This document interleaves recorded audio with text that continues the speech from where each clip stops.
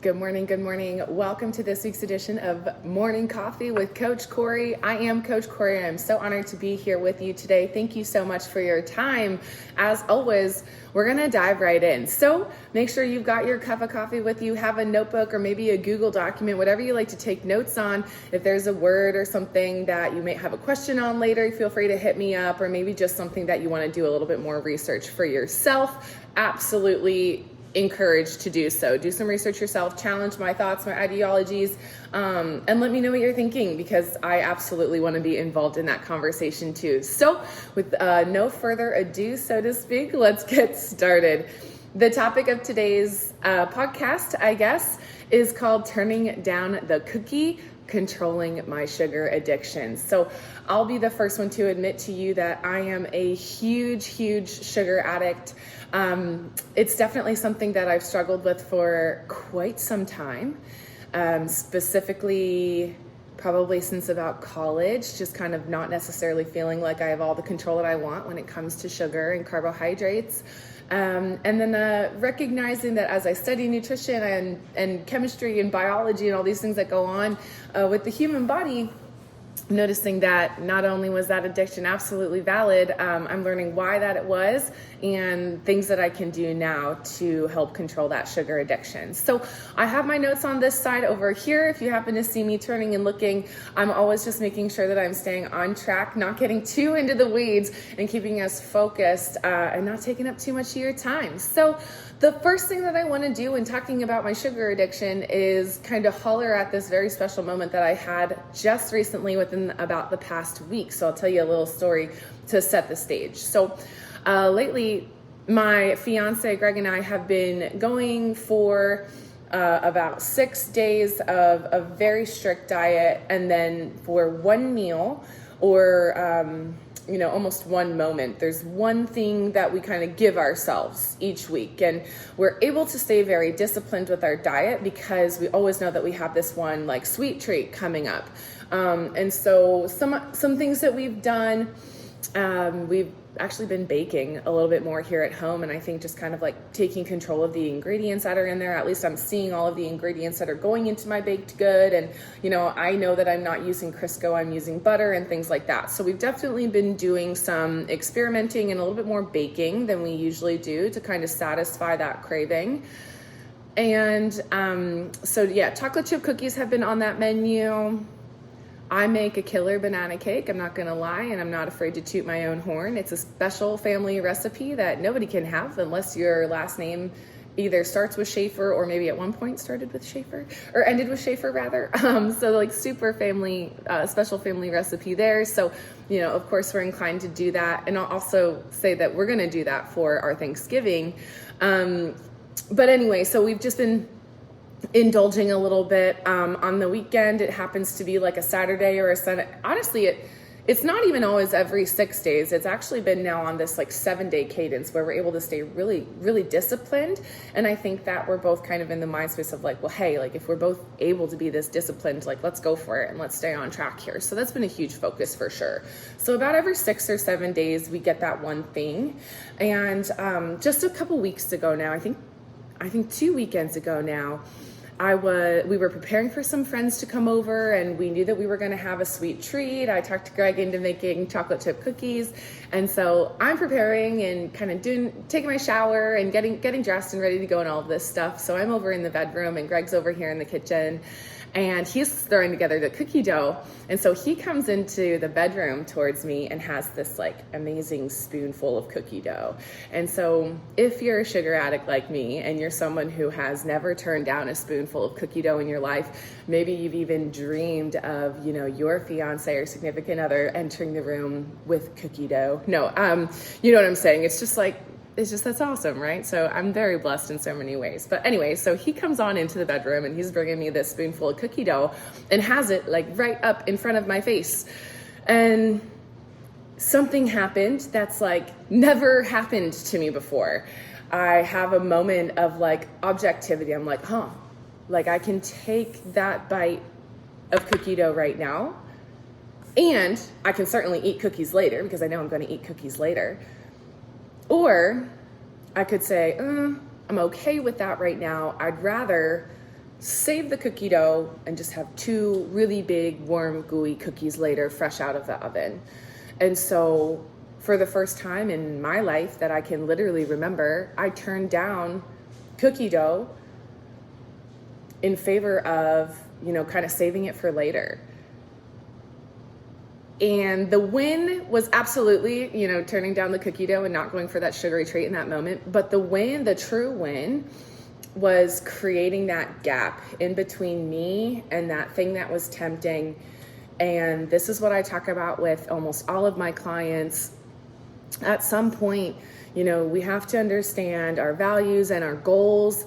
We have to understand what we want. We have to understand how we're going to get there. And the how we're going to get there is the behavior change part. It's the part of, asking yourself those questions. Am I the type of person who, takes this impromptu cookie dough treat? Or am I the type of person who thinks my decisions through and makes a calm, rational, confident decision? And so for me in that moment, I got to be the latter, something that I've been working on for years. And I know that that's not the answer that everyone's looking for. But years of hard work of figuring out how to get myself the proper nutrients in my diet so that I have the ability to make really good decisions and make confident decisions, even though I know that I was going to cheat later. I mean, it was built into the plan, and that's one way to do it. I kind of saved those junk calories all for that one event or that one, moment that I knew it was going to happen. So this was a huge win. Just being able to feel like I don't need that right now. I don't necessarily want that right now. I would rather get a really good dinner in me first and then, go for it with the cookies or whatever afterwards, just based off of how I feel then in that moment. And it was great. And pure transparency, as always, full honesty. I definitely indulged in at least 2 cookies that night. They were huge. I had a big glass of milk and it was very enjoyable. And we didn't eat cookies again for at least another week. And, we're coming off of the weekend after, and there was just no problem there. And so what I'd like to recognize is that in a lot of moments where we're tempted or we're feeling stressed and we're looking for a quick fix, we're likely to kind of fall into the trap of grabbing whatever it is that's kind of like right there. And this often is processed foods, refined sugars and oils, and these foods that we don't really actually want to be eating. And there's no gap and there's no processing in between, here I am, here is that maybe healthy or unhealthy snack. And, are we asking ourselves, are we filtering, between, thinking about what we want and putting it actually in our mouths or consuming it? The idea, at least to start out with behavior change and, getting into action around optimizing your nutrition is moment to moment. Can we practice mindfulness and notice what we're thinking and how we're feeling? Can we hone into the body sensations? And am I thirsty? Am I hungry? Do I need something right now, or am I just bored? And I call that nutrition intuition, truly just tuning into the body and trying to listen calmly and rationally. And then there's kind of that moment of checking in with your core values would be another one. Am I the type of person who, and then you fill in that gap. Am I the type of person who eats a pint of ice cream at one time? Okay, well, last night the answer was yes, but 7 or 8 other days of the week, the answer is no. And something that I'll encourage to in my coaching is that balance. Yes, there's a time to be very strict and to use your willpower and to fight for what you want. And there are times where it's absolutely okay to let your humanity show and indulge and go for a thing. I work with individuals who absolutely have the mindfulness around like, hey, this is emotional eating, this is stress eating. And I am always very encouraging of that. Like, at least right? So many of us don't understand or don't know that connection of, eating our emotions or eating our feelings, right? And we don't want to get into the work of figuring out, why do I do this thing that I do? Why do I have this destructive behavior? You're answering the question, I'm the type of person who chooses healthy and nutritious foods, but like, when stress enters the equation, I'm still likely to go after the ice cream, the chocolate, the cookies, the sweets, or maybe on the flip side, it's like the potato chips or the salty and fatty side of that story. And so either one it's something that we want to stay away from. It's a little bit of a trap. I think that we know that that kind of eating can lead to more of that kind of eating. And so in short, when I think of that, know that your body will always crave whatever it is that you're giving it the most. And so the obvious example that I would start with is like, not nutrition related, but it's smoking. If you're somebody who smokes, it's very likely that you're going to crave more cigarettes. But if you're somebody who doesn't smoke at all, you're likely not going to crave cigarettes because you don't do it. It's not something that concerns you or is on your mind almost ever. And the truth is, with your nutrition, it's exactly the same. Your body will crave what you give it.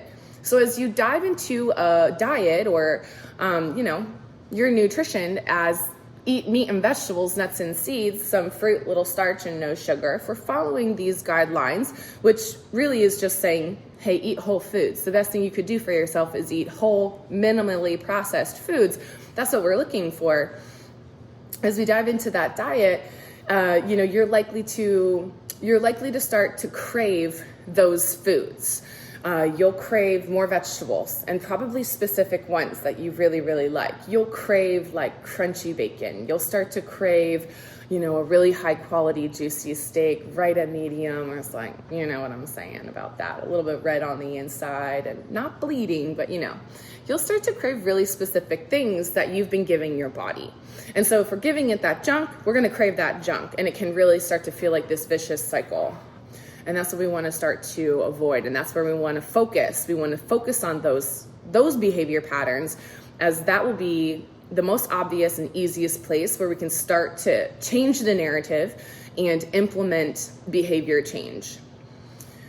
And so kind of coming back, reeling it back in, we're talking about that sugar addiction. I told this story, right, about turning down the cookie dough. This is like a huge monumental moment for me. It was like 2 weeks ago, and it still stands out in my mind like it happened last night.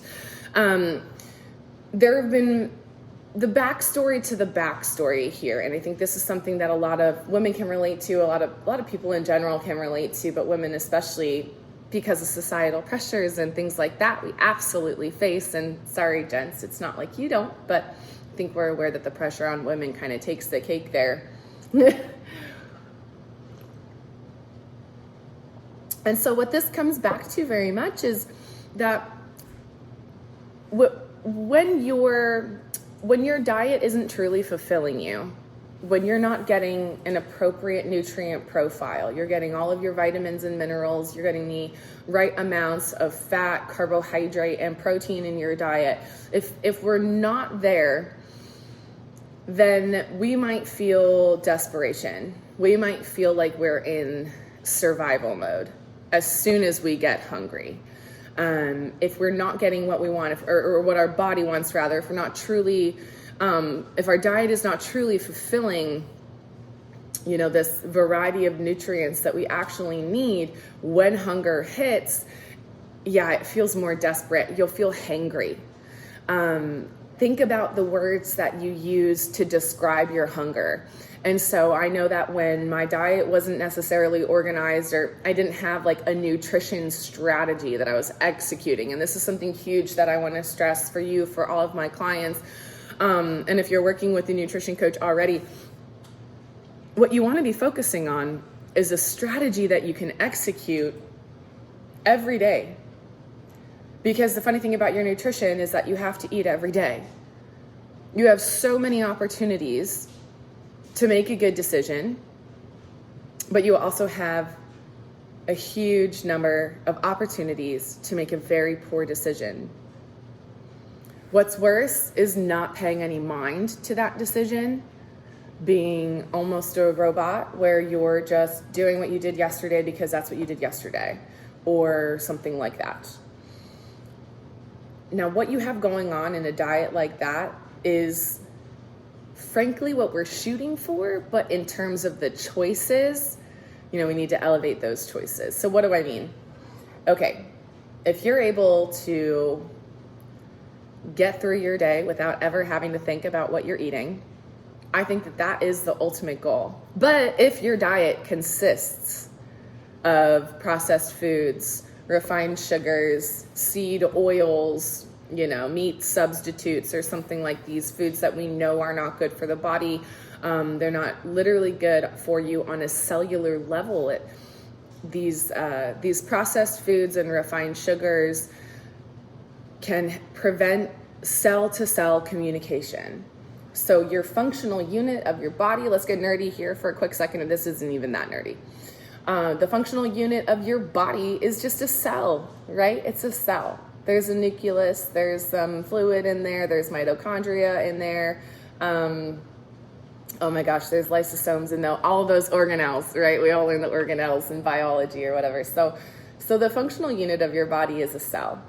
And if your cells can't communicate with one another, then essentially your body is not communicating with itself. Your body is not communicating properly with your mind. And so we need to set ourselves up for success by eating that minimally processed whole food diet, because it allows your body to clear out the junk and communicate effectively, cell to cell, system to system. You are not just, you're not just respiratory system, you're not just cardiovascular system, you're not just your neurological system, you're all of these systems put together. And the beautiful thing about nutrition, you could think it's beautiful, or you could think this is like the thing that holds us back the most, the biggest challenge, is that your nutrition affects absolutely all of those areas. So there's nothing that you are ever going to do that doesn't start with having nutrition as the base of your pyramid. If it requires energy, which it will, whatever you're doing, then nutrition is the base of that pyramid in terms of the development. It's like, what do you need to master first to optimize and utilize energy and whatever that task is at the top? We could say it's something like CrossFit or running or, a physical endeavor. We could say it's, Greg and I just watched this video the other day of this guy whose goal is to be the smartest and the best at learning. And so if the goal is learning just to learn how to learn better, your brain is using tons and tons of energy, and therefore nutrition is the base of your pyramid. So you'll hear me say this a lot. Nutrition is the base of the pyramid. It is the base of every development pyramid, and it doesn't matter what you're trying to do. If you're trying to use energy in any way, then you absolutely need to be focusing on your nutrition to optimize whatever that thing is. So it doesn't matter the type of person that you are. If you want to be that type of person, then you should probably be controlling or being at least mindful of where your energy is coming from. And the good news here is that our bodies are so effing adaptable. Like, they're so adaptable. And we can get into talking about like extreme diets, and also just like extreme uses of your energy, right? Like, think about that. That's amazing. So anyway, nutrition is the base of the pyramid, okay? And it doesn't matter what development pyramid you're looking at, you should be focusing on your nutrition. So in optimizing your nutrition, it means allowing yourself the opportunity to make those rational decisions.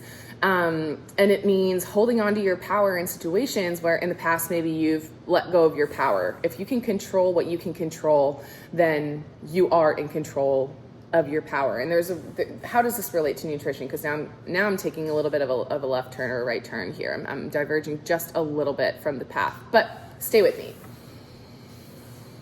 So we'll bring it back to that cookie dough situation.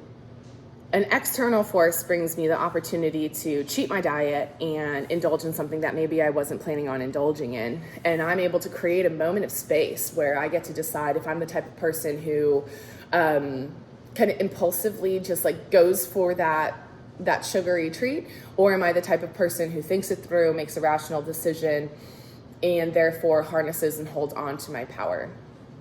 And so what I want you to think about a little bit here too is that when we're mindless, when we're on autopilot, we're not being mindful, we're not being intentional with what we're putting in our body, as well as how we're using that energy, we're truly giving up so much of our power. We're like your superpower. Think of it as like your superpower, whatever you're best in the world at. You're giving it up in those situations. And this is a really big principle from yoga and doing my yoga teacher training, is that we want to hold on to that power. We want to harness it and we want to grow it. And we can, I think that you can figure out different ways of growing your power and staying in power. And James Clear just had a really good post on this. If you don't follow James Clear on Instagram, if you're not getting emailed his 321 Thursday email every single Thursday, you're missing a huge opportunity to just expand your mind, read, very short excerpts that are extremely good ideas from highly intelligent people. So James Clear, look him up, follow, repost, and just enjoy the depth and breadth of knowledge that he has to share with us. James Clear had a post the other day, and it reads, power is influence over external events. Power is influence over external events. And peace is influence over internal events. So power and peace. And so I think that when we're able to get what we need from our diet, we're able to harness this power, and we're able to feel the peace of that, the external and the internal forces flowing and working with and for you. Okay, so I warned you that's like the yoga teacher background, so that got a little bit gypsy woman on you, rather. I'm gonna get gypsy woman on you. But just things to think about, right? Don't give up your power in these situations. Just use your mind. And then when you make that small decision, like the cookie decision for me, was like, oh my gosh, if I could do it once, I can do it over and over and over again. And isn't that what we're looking for? We're looking for the consistency. So there's no one right diet. I can tell you, eat meat and vegetables, nuts and seeds, some fruit, little starch, no sugar, eat animal products, eat full fat animal products, eat minimally processed products. I can tell you all of these things, but if you don't feel that motivation coming from inside because you don't know what it feels like to be in control and have that power, then you're less likely to do it. And so with behavior change, what we're looking for is that first small win, just like turning down the cookie dough, that helps teach you that you're in control and you can do this. And so you kind of collect that first win, and then you can just keep collecting them. With behavior change, it should feel really effortless. And honestly, in that moment for me, that was really effortless. Like I had a plan, I knew what I wanted to do, I had set it up beforehand. And so, being presented with the opportunity to be thrown off of what I'd had planned was a really cool kind of wrench in it. And it gave me the opportunity to practice what I wanted to practice. And I literally nailed it for myself. Believe me, there are a lot of fails that have led up to me finally being able to get that win, to collect that win. But one of my biggest strengths is that I keep fighting. I always knew that nutrition was going to be the base of every pyramid in terms of my development and what I want to do. If I want to read a book a day or a book a week, whatever your goal is, I need to make sure that I'm getting the appropriate nutrients to my brain so that not only am I reading these books or whatever, but I'm taking in information and I'm learning too. And it's not just like in one ear and out the other. I need to start with a really good breakfast, my coffee, so that I can make those good decisions and kind of keep them rolling. So I think the biggest takeaways here, start really small. Behavior change is huge. And again, I'm sorry to tell you that it takes years and years to change behaviors. But if you're the type of person who is willing to keep fighting for what you want and what you know is going to help you feel the best, perform the best, whatever your goal is. And in nutrition, it's often just dropping body fat, right? Like, hey, we just want to look good, feel good. Well, there's a lot of work that goes into that look good, feel good. And it's really easy to look at other people and say, well, they've just got it going on for them. Man, you have no idea what their struggles are right now, what they have been, or what they may be in the future. So if we can kind of stop judging the book by its cover, I think that's going to be a really solid practice for literally anybody. But yeah, getting a little off track there. But yeah, again, this is just standing in your power. Standing in your power is not letting someone take it away from you in a single moment. It's having that rationality and kind of the open heart and the open mind to zoom out And that's what we're really looking to do. We're looking to zoom out and control what we can control. You have absolute control over what goes in your body, what you take in, the nutrients that you take in. So sugar addiction is really real. I found that the best way to get over the sugar addiction was to completely cut it. And I'm currently doing an elimination diet right now where, I'm completely focused on carnivore. I'm eating animal products pretty much 7 out of 7 days a week. And then, like I said, I build in a cheat, and there's that one moment where I get to just indulge. And in my mind, I'm kind of telling myself like, hey, these calories don't count, which they do. Listen, they do. But in that moment, I kind of get to make that calm decision, and I know that I'm not training for anything huge, and I'm not, a professional athlete who needs to, stay disciplined 30 out of 30 days a month. So give yourself moments, build them in, account for them before they happen, have something to look forward to, and you may find that your willpower is just a little bit stronger in those situations. Really quickly to wrap it up, I want to talk a little bit about stress and what stress does to the body a little bit, and how this can bring up, it can make you want more sugar.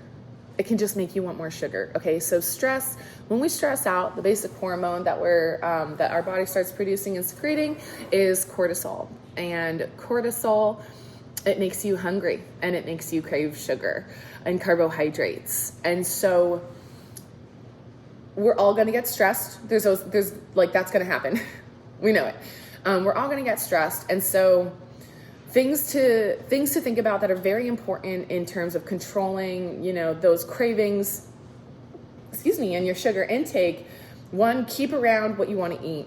So don't buy a bag of, chocolate caramel popcorn, because that at some point you're going to get stressed and that's the snack that you want. Don't even buy it. Don't keep it around, so that when the stress happens, you're actually forced into eating something that is just more healthy for you. Maybe it's, cottage cheese, or it's yogurt with fruit. It could be like a heaping pile of vegetables and just like ranch dipping sauce on the side or something like that. And I'm not, within reason, I'm not talking about piles of ranch, but you know what I'm saying. Something that kind of helps you get that food down a little bit easier. It's kind of more appetizing and more appealing because there's more flavor coming at you. So first of all, keep things around that you want to eat, so that when the stress cravings hit, you're not going for this pre-planned, I keep this around the house for when I want to cheat. Don't keep stuff around the house like that. Just don't do it. And if it's not there, you'll get real sick and tired of wandering in and out of the kitchen, looking in cabinets in the refrigerator, only to decide that you're going to have a cup of water, sit down, and keep trying to work. Right? Know that craving is very, very real. So in terms of your sugar addiction, sugar is 8 times more addicting than cocaine. So that's pretty freaking real. Don't keep it around, or keep it around in as small of quantities as you can, something that's controllable. So instead of buying we're going into Thanksgiving now. So they make the Thanksgiving Reese's peanut butter cups where they're turkey shaped or whatever. At Christmas, they're full of peanut butter. They're the best ones. They're the seasonal ones. So you could go out and buy your whole entire bag of mini candies or whatever, huge candies for all I know. Or, you could go to somewhere like Whole Foods, or most natural store checkout lines are going to have the Justins, just a 2-pack. Bring a 2-pack home, put it somewhere, forget about it. And then when you feel that stress coming on and you're like, oh man, I could just go for some chocolate right now, you have 2 peanut butter cups instead of a baggie full of holiday candy. So just setting yourself up for success. Don't let yourself kind of fall into the traps of what you used to do. When you notice an opportunity, immediately be solutions oriented about how you can elevate that behavior. And that's just a really basic rule of behavior change. When you predict that these stressful times are going to come up for you, build in a little bit of cheat. So if you're someone who counts calories, or you log your macros, you're weighing and measuring food, or at least in some way you're keeping track of what you're consuming, allow yourself a little bit of extra, like, hey, okay, we're going into Thanksgiving, and let's say you're a profession where you're on call over Thanksgiving, and you may be called into some stressful situations. Set yourself up by maybe starting a little bit lighter in your diet at the beginning of the week without starving yourself or putting yourself in a dangerous caloric deficit, but maybe it's leaning more into protein and fat, knowing that, hey, by Thursday and Friday, I'm really likely to want to dive into the sweet popcorn, or a bucket of ice cream, or I'm going to want 4 pieces of candy where I usually wouldn't even eat any, whatever. You can build that into your plan. These solutions are, they're temporary. Okay, so there's kind of 2 solutions. It's like you can either just go for it and do your thing. You can keep the minimal amount around, or you can really build it in and be aware and log it, right? Be honest with yourself about what you're doing with your diet there. They're kind of Band-Aids, and the long-term goal would be to distance yourself from what that temptation is. Ask yourself your filter. Am I the type of person what are my goals? Is this going to take me a step towards my goals, or is this going to take me a step away from my goals? And run your filter, whatever your filter is, and then you're in control and you make your decision. And it doesn't matter if you're confident in it or not, you have to live with it. So why not just make a confident decision? So sugar addiction is real. If you need someone to talk with about it, I'm always your girl. I have your back. I've got ideas, I've got resources, and I love to be challenged and stumped. So let me know where you're at. This has been Morning Coffee with Coach Courey. I think my coffee is cold by now, but it was so fun to talk about this stuff with you, to share a little bit more about myself, my nutrition journey, kind of how I approach these things and think about them. I think that with Thanksgiving later this week, this is probably what you're going to hear from me. So enjoy and have a great Thanksgiving. I have some cool stuff coming down the pipeline for you starting next week. So I hope to see you right back here.